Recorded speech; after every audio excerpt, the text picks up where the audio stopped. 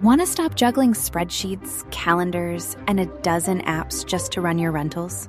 Lodgify makes it easy. It's an all-in-one toolkit for hosts. Build a direct booking website, automate guest messaging, and keep all your channels in sync. Running your rental business your way has never been simpler. And for Good Morning Hospitality listeners, you can get 20% off any yearly plan with code GMH20. Just check the link in the show notes to get started today. Welcome to Good Morning Hospitality, your one-stop shop for the latest news, noteworthy trends, and thought-provoking discussions across the industry. From hotels and short-term rentals to all things travel and hospitality, you'll find each episode equips you with the information that you need to start your week. Join us on Good Morning Hospitality every Monday, wherever you get your podcasts.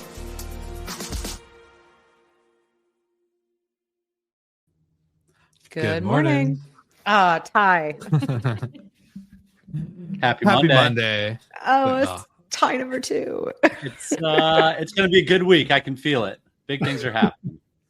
It's going to be a great week. I already know it's going to be happening. You know what I'm saying? Hey, Jamie Lane, welcome back. How was the 4th?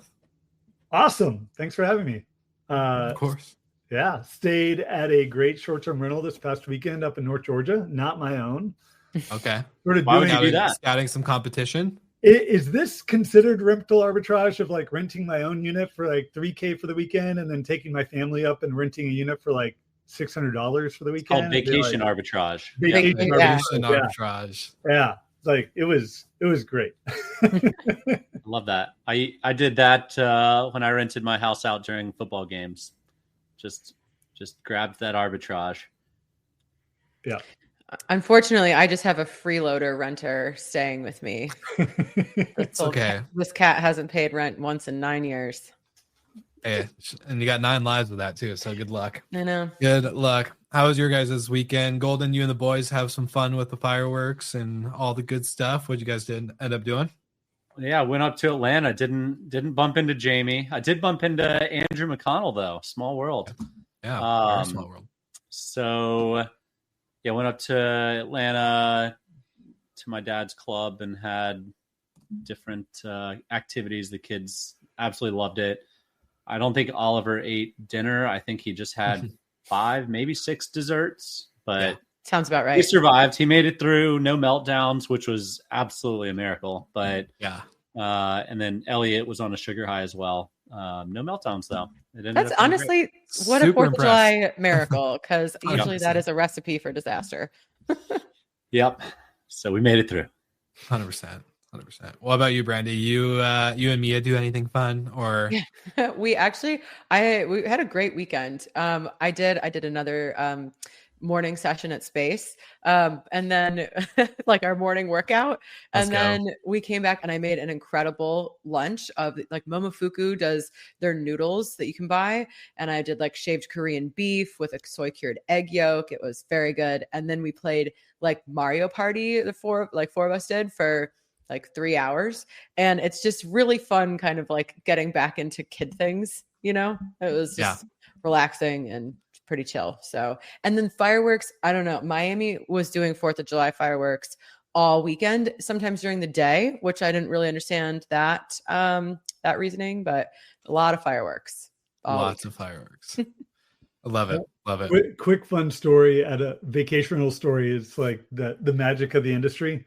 Our kids experienced what DVDs were for the first time, blew their mind that there were these CDs and you could put them into the TV and that it played a show. I feel really old. I was going to say, wait until they find out about VHS. Oh my gosh, that's crazy. But I bet they're freaking out. What was like one of the first movies you guys put on DVD? We watched Shrek. Oh, Shrek, let's go. Great choice. Yes. I used to know that. Oliver asked me recently if when I was alive, was it just black and white TV? Brutal. What about you, Will? So good. Yeah, a good weekend. I barbecued and cooked out for my friends and their kids. So my best friend and his wife, they just had their second about a month ago. So first outing, coming over to the house, barbecued. And then we went to a park that was packed and let the kids play and the dogs go. And watched fireworks. It was a fun time. I was the funkle of the weekend. So basically just sugaring up the kids and making sure that they had meltdowns before they left. So just kidding. Just kidding. But no, it was a lot of fun. My niece is 3, so she's just getting super into everything, and yeah, just very expressive and really fun. So it was a good weekend. But fun age. We have fun age, tough, especially because she's very sassy, but she's very much her own self. She's her own personality. We have a lot to talk about because I think there's maybe some misunderstanding in the industry on some topics that have happened in terms of recent updates from Airbnb. But before we do that, last week, for all of our listeners and live viewers, we announced that we are the official Guesty podcast for their conference in Mexico City in September called Guestival. So if you're a Guesty customer or not, it doesn't matter. You don't have to be a Guesty customer to go. You can actually attend. There's many, many great speaking sessions, and the Good Morning Hospitality crew is going to be walking around, capturing some live interviews, some breaking news, and of course, many main stage conversations. So get your tickets at guestival.com. You can also grab the links in the show notes. We're going to be promoting them consistently throughout the coming weeks leading up to Guestival. So shout out to Guesty for having us become their official podcast partner. All right, Jamie, I want to start with you because before we get into the data and the numbers, I think maybe you can give us some context into this Airbnb policy change updates in terms of cancellations and payments. Give us some color, and then share what's kind of the chatter in the industry to what the actual info is, because then we can break it down from there. Yeah, and we were chatting a little bit before the show and about the sort of echo chamber that is maybe industry LinkedIn. And whenever there's been quite a few policy updates, right, from Airbnb coming out this summer around cancellation policies, payment policies, the like. Maybe a hot take here is that a lot of people have been sort of posting about sort of 3 things that are sort of major changes. One, being liable for guest chargebacks. 2, that guests can book without paying. If they don't pay by 72 hours before a check-in, then Airbnb is going to cancel it. And then that Airbnb could cancel or adjust payouts at its discretion. So lots to unpack on all 3 of those. But one of the ones, and I thought that, and as I was reading through the policy changes that just, and I think was misinterpreted wrong, was around the guests could book without paying. And then if they don't pay within 72 hours of check-in, Airbnb is canceled. This, I think, all is related to Airbnb testing new buy now, pay later, where guests can sort of book, and then they sort of go on payment terms to sort of pay before the check-in. And the policy relates to that they have 72 hours after one of their payments are due to complete the payment or is going to get canceled. And that this new buy now, pay later policy does not actually supersede the host's cancellation policy, and that all those payments are actually due before the cancellation policy would actually check in. So, and one, I think it's really interesting that Airbnb is finally testing buy now, pay later. It's been an option, I think, for Booking and Vrbo now for a while. And I think broadly reflects and that affordability for guests is still top of mind, and they want options on when to pay, and that the ability to book now and sort of pay over time. Like, I feel like that's offered almost everywhere now when I buy something.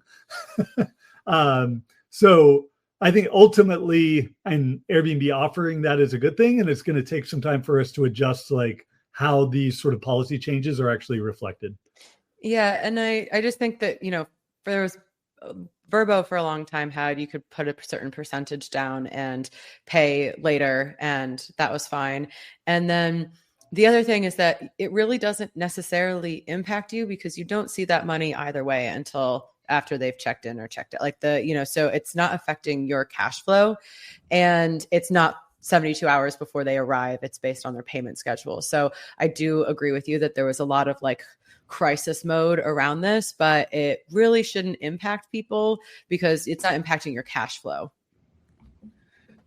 Yeah. One of the updates that I think is as a traveler, I'll say two updates as a traveler that I really liked. One is the 24-hour free cancellation component.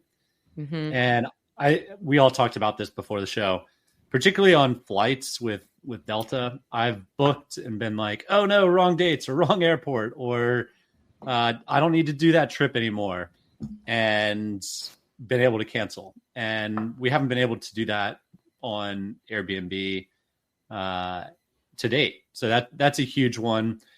It's a win for everybody. I mean, as a host, if you lose a booking you just got, it's not a big deal. And as a traveler, it is a big deal if you book something and you can't get your money back. And the other component of that is if you are a new listing now moving forward, there is no more strict cancellation policy.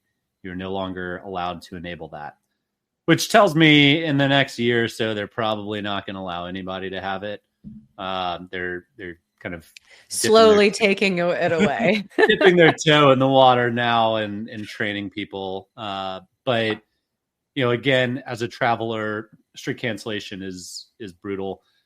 I totally get it though, for those long lead time, highly condensed peak places. So Aspen during Christmas and New Year's, you don't want someone to cancel that 1 week out, because that's a 3-4 month lead time at least, right? So some of those long lead time markets are going to be suffered or will suffer as a result of the strict cancellation. So if you're a traveler, don't be a dick. And if you're just holding several places, don't do that. It's not good or helpful for anybody. And it only hurts the industry as a whole.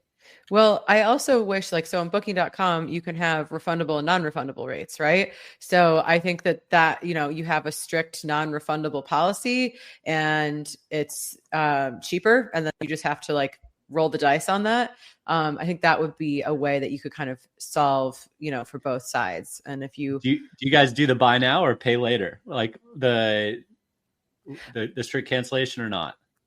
Like as a traveler or as a host? Booking. Yeah. Oh, as a traveler, it depends on the trip. Like if I'm dead, I'm booking it last minute for tomorrow night, I'll just obviously do the non-refundable one. But it kind of depends. Yeah. A lot of the hotels directly have that option as well. So it's not just the OTAs. Oh yeah. It's very much more common on the hotel side. And I just think it makes a lot of sense. Do you want the cheap price? Well, then there's a cost to that. There's pros and cons to every pricing model. And I think that Airbnb should try to roll out different rate plan strategies at some point. I personally, as a consumer, love hotels because of the fact that I don't pay until I show up. And so the fact that, Airbnb or short-term rentals hasn't really been able to do that, it's kind of okay, it's not fun because I don't like paying. I'm a cash sensitive person where I don't like to give out money in terms of buy things ahead of time. I don't like the money to be gone before it really is there. I'm very strict on my budgeting in that way. And so paying for something 6 months ahead or 3 months ahead, I hate it. I'm like, oh man, this is not how I like to operate. So anytime I could pay closer to the arrival date, I would be that guy. Oh, I'm the opposite. I like to front load all my charges before I go on vacation, as fast as possible. And then when you start the vacation, you're like, everything is paid for. It's a free vacation. Especially if they're giving me a discount to pay now and not pay later. I'm with you 100%, Brandy. Let me go ahead and pay for the flights 3 months in advance and the hotel 2 months in advance. And but instead of that calling that girl math, we're going to call that traveler math. Math. I paid 3 months ahead, so it's free, right? We've got traveler math and vacation arbitrage. We're coining two terms. We're coining new terms today. But I think that really, we've been on LinkedIn in the last week, and you just see everyone freaking out, which happens every time there's any sort of update.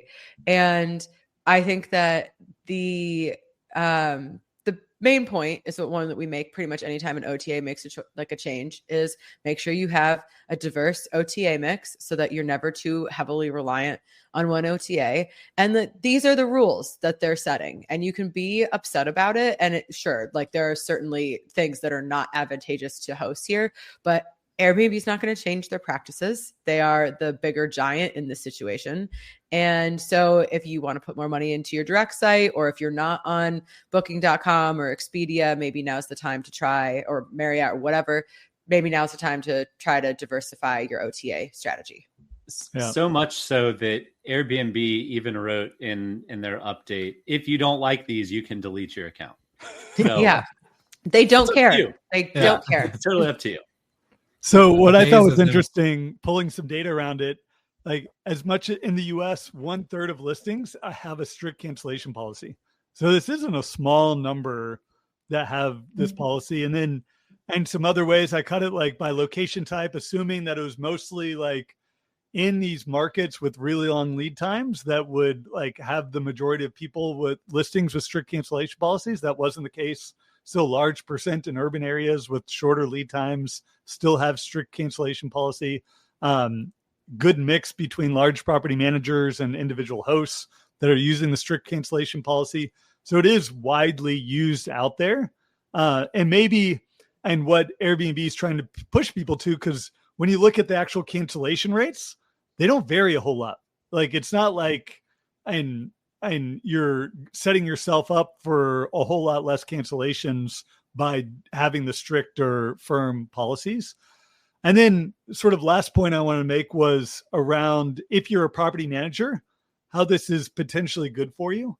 Like as Airbnb makes more and more of these sort of policy changes, like if you have a large percent of bookings coming direct or through other channels, like you're able to offer homeowners that option. Like if the homeowner really wants that strict cancellation policy associated with their home, like the only way now to get that, if Airbnb does away with strict, is to have the bookings coming through other channels. So any property manager's ability to actually drive those direct bookings, especially in those markets with long lead times where strict cancellation policies can be really helpful, like that's now increased the value of all those property management companies in each of those markets. Well, yeah. And what you'll see is people start blocking their calendars on Airbnb 3, 4, 6 months out for Aspen during Christmas week. I'm going to try and get a direct booking, and then 90 days out, I'll turn it on. So Airbnb is probably leaving a significant amount of money on the table there. I'm curious. I'm not curious as to why. I know why the guests don't love the strict cancellation policy, but if you're a high value, long lead time market, you got to have it. The other point that just hit me while you were talking, Jamie, the average host, like when I rented out my primary residence for football games in Auburn, I needed a lead time because I had to clean my house and get out. Like I can't take a booking 2 days in advance or 1 day in advance or even 4 or 5 days in advance. I had to start the cleaning process, move some stuff, put stuff in the lockout room that we locked off. So it even kind of runs contrary, not just to the Aspen Christmas houses, but your person that's doing it to make their mortgage and it's their primary residence or even owner occupied residence. So yeah, I think there's probably some happy medium from strict 30 days out or 14 days out or 7 days out that makes sense that for a lot of people in a lot of markets. But those long lead times, I mean, that's your pace. And we've talked about it on the show many times, but pace has significantly declined over the years, really since COVID. It's just condensed and condensed and condensed to the point that people are getting fairly comfortable with not having a whole lot of bookings next month because last month they came in 14 days out or 7 days out. Yeah. I like what you said there, Michael, and to also what Jamie, what you said earlier. I think this is the cool part that you were able to flip the coin on the freak out, because when I was property managing or being a property manager, that was a weird way to say it. When I was being a property manager, the thing that we always got asked from owners was like, how's your Airbnb account? Are you in good standing? Blah, blah, blah. Like, what type of revenue do you generate from them with your other homes? What can we expect? And obviously they only cared about Airbnb because that's where they heard about us from. A friend has an Airbnb or was managing an Airbnb or whatever. They stayed at one. And then they, somehow find their way to you. And the cool thing I think about this now is like, you can push your direct channel more and more. And it is now becoming more of an upsell and actually like a differentiator between you and other property managers, because a lot of the time back in the day, especially before COVID, it was just like, yeah, I can get you bookings anywhere. It was like, I can get on Vrbo today and get your property a booking. I get on Airbnb, get you a booking. It didn't matter. So to have your own brand channel and kind of showcase that and alongside the other channels on what your ADRs are looking like or what your rates, it's a good way for property managers to dive into their brand, into their data, and to showcase their own channel. Because if Marriott's becoming a channel and Capital One's becoming a channel and Chase Travel's becoming a channel and all these things are becoming a channel and you're not becoming a channel, what are you doing? You should become a channel. Stop cleaning toilets and just start becoming a channel. Actually, I'm going to tell everyone to become an OTA. I do think that the point that out of all of these things that kind of raised, I don't know, my hackles a bit is the chargebacks and being able to alter payouts, because as the merchant of record, that is like, they have control over all your payments. They own the guest, basically they own the transaction. But now they're also saying that in some cases, they're going to pass on the risk of being the merchant of record to you, the host, and they can alter your payouts. And I know that, before off camera, we talked about that there's, different reasons for this. Like if there's faulty listings and they're getting all these chargebacks and it's at their discretion, but that's all, it's at their discretion. It's based off of Airbnb's decisions. And then they just continue to have all the power around payments. And so they get to have all the risk and reward, and then also pass off some of that risk to you when they see fit.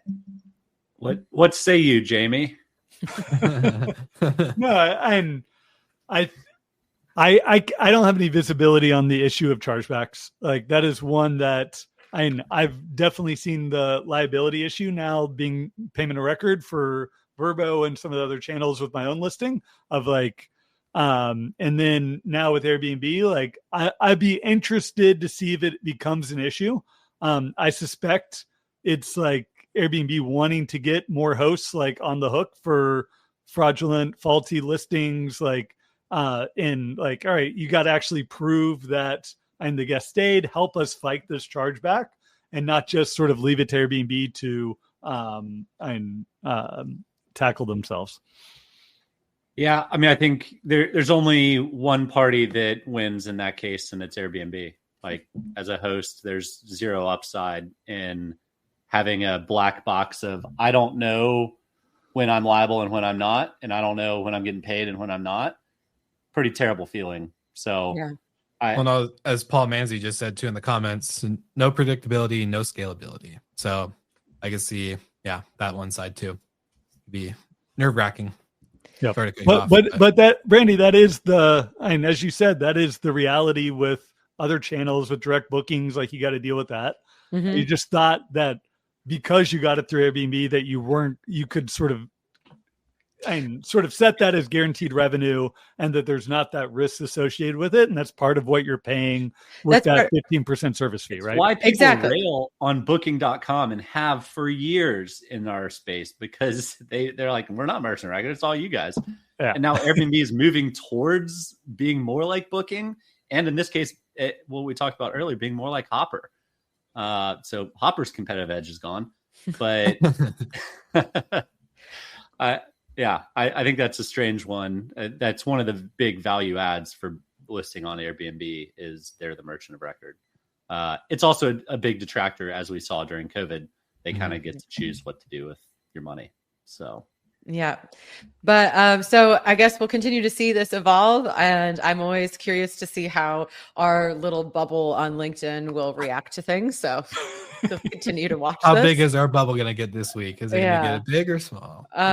But we did just have a holiday weekend. So Jamie, is there anything interesting and fun you can tell us about the 4th of July markets? Anything that caught your eye? Yeah, could we just vote as a group, as an industry, that 4th of July should always be on a Friday? Yes. Yes.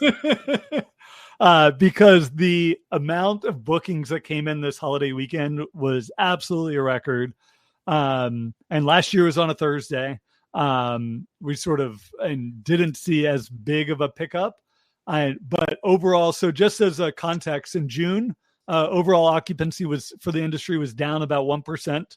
Was actually better. Like going into the month, we were pacing down about 2.4%. So we did see some good pickup in June. But then for 4th of July weekend, we saw occupancy up 3.1% year over year. So Thursday, Friday, Saturday night. So that was amazing sort of growth. And number one location type for growth was beach markets, occupancy up 5% year over year. And so we pulled some data on which market actually saw the highest occupancy for U.S. market for 4th of July weekend. And I gave you guys sort of pre-show the sort of top 20 markets and was going to see if everyone wants to guess before I give the number one market last weekend. It's hard to bet against the Florida Panhandle. So I was going to say I'm going to choose the Destin market. All right. I'm with Michael. I can't go against the I feel market. something in like the Outer Banks, like that whole Myrtle Beach, that stretch of people. I can see that. Or the Michigan Lakes. Those are my three bets. Oh, so, those are all great. Destin was number 6, coming in at 87.9% occupancy. So pretty good. Outer Banks was number 2, coming in at 89% occupancy. And number one market for this past weekend was Door County, Wisconsin. So that like shut out into Lake Michigan. Essentially the whole market sits on a beach. Never heard of her. 90.2% occupancy, up 6.2% year over year. So incredible. Yeah. You know, I think a lot of people sleep on those portion of the Great Lakes, but like up there, like in Michigan and parts of Wisconsin, like it is gorgeous. The water looks like Caribbean water in some places. It's crazy. So people sleep on it though, because it's like a one season market. So it's pretty tough to build a great business. I know there's some great businesses up there, but it's challenging to manage cash flows for 6 months out of the year at least. Yeah. That's like the whole Northeast. On Danielle, on your comment of being down 1% and then up 4 or 5%. Our hotel that we manage in Virginia, 2 weeks ago we had 0 bookings for 4th of July weekend, and we ended up 100% occupied.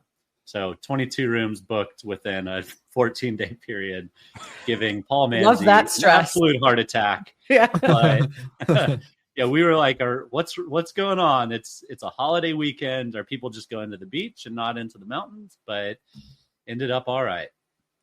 Yeah. What was crazy though is there's so many markets that actually saw occupancy declines. So it was over like 100 markets that actually saw year-over-year declines. So, and it's sort of that leisure business mix of like when you're in more urban markets, like not necessarily going there for 4th of July. So that's why beaches did so well. Mid-size, some of the large markets actually saw pretty big decreases. So, New Orleans. It's been so tough. New Orleans was down 19%. Honestly, it's so brutal. New Orleans has been really tough. I mean, why do you want to go to New Orleans in July though? It's honestly so we have 4th of July weekend is Essence Fest. So it's like the one weekend where you're like, okay, this will sell out. And like everything else is awful. It's been so hard. And the whole city is struggling with it. Like it's really, really tough. I mean, and the summer is usually not great. Obviously that's just like, exactly why do you want to go to the swamp in the summer? But even more so this year, it's very tough. Very tough. And we're trying to like, okay, it's like, do we go for occupancy and really cut rates? And we tried some things and we got some horrible guests. And then, so now you're trying to like bring it slowly back up. But you look at, if you go on any OTA and look at New Orleans, it is, if now's your chance to come to New Orleans. Things are pretty cheap. I was going to say, it sounds brutal. Discounts. We have come for 2 weeks. We have length of stay discounts. So, Michael, the big question is, did you guys hold rate or did you discount a lot going into the weekend? Held it. Didn't change it. So. Good for you. Good for you. Yeah, Love it. It worked out. I mean, we've seen that since we took it over in May, that our booking window is less than 14 days. It's pretty wild. Yeah. Makes sense. 22. Well, you said 22 key? Yeah. I even have noticed, this is obviously anecdotally, but my own personal travel habits have totally changed. Like I used to be very big about planning everything really far in advance. And now like I'm going to Scotland for a wedding Labor Day weekend, booked the tickets, and we're just kind of looking at where we're going to stay. And like, it's just like, there's no urgency to that. And it's in less than 2 months. So it's, even my own, even as an operator, my habits have changed. Same. I love it. Well, very fun discussion today. And thank you to Paul and Heather for commenting on the live. You guys are cracking us up back here with some of these comments. Can't deal with that heat or that stress, Michael, for real. I love it. I love the live engagement. Fun episode. Comment in if you're hearing different things around all these policy changes. And of course, like always, like and subscribe to the show on your favorite podcast platform, on LinkedIn, and of course, our newsletter. But until then, any fun plans for the next week, you three? Anybody? Bueller? It's just going to be a big week. I can feel it. I can feel it. I'm going to be in Chicago for Destinations International Wednesday, Thursday, Friday. And then whole family's flying up to Maine on Saturday morning. We'll be up there, me and family, for a week, and then Elliot and I staying for an extra week for him to go to camp up there. That's fun. If anyone's near the Bar Harbor, Acadia National Park area and want to grab lunch, hang out on the boat, let me know. I love it. I'm coming out just for that. No, it's really cool. Really cool. Same old for you too, Brandy and Michael. Yeah, same old. It's just marinating in this Miami heat. Marinating. Don't have to ask me. Yeah. Well, yeah, it's going to be a big week. I can feel it in my bones. So hope you all have a great week. And thank you for everyone for tuning in. We'll see you on the next one.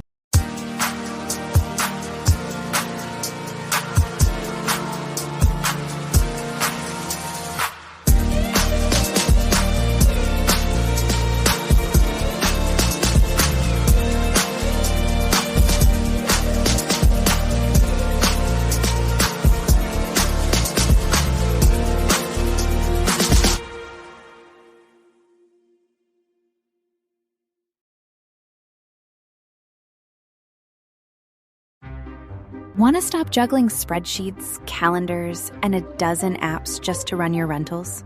Lodgify makes it easy. It's an all-in-one toolkit for hosts. Build a direct booking website, automate guest messaging, and keep all your channels in sync. Running your rental business your way has never been simpler. And for Good Morning Hospitality listeners, you can get 20% off any yearly plan with code GMH20. Just check the link in the show notes to get started today.